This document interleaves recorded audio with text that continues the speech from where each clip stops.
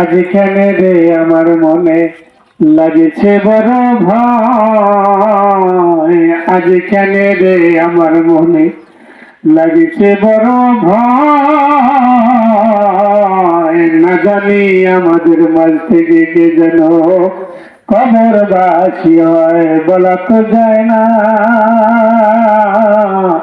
ও আমার মুরব্বিয়ান একরাম পর্দারের মা বোনেরা, বলা তো যায় না কখন যে দুনিয়ার জমিন থেকে কবরের জমিনে যাই, বলা তো যায় না গো মা। আল্লাহ রাব্বুল আলামিন বলেন, আরাইতাল্লাযী ইউকাজ্জিবু বিদ্দীন ফাযালিকাল্লাযী ইয়াদুল ইয়াতীম ওয়ালা ইয়াহুদ্দু ওয়ালা তামিল মিসকিন।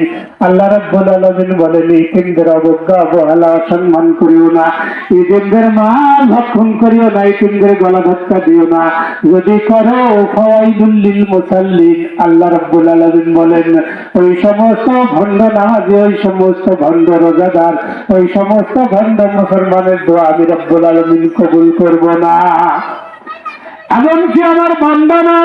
এজন্য মা বান্দার উদ্দেশ্যে বলতে চাই, মা ও মা, কখন যে তুমি দুনিয়ার জমিন থেকে চলে যাবা আমিও জানি না, তুমিও জানো না, কেউ জানে না। মা গো, কখন যে চলে যাবা, কত যুবক যুবতী চলে গেছে অল্প বয়সে। মা গো, একটু দয়া করে মায়া করে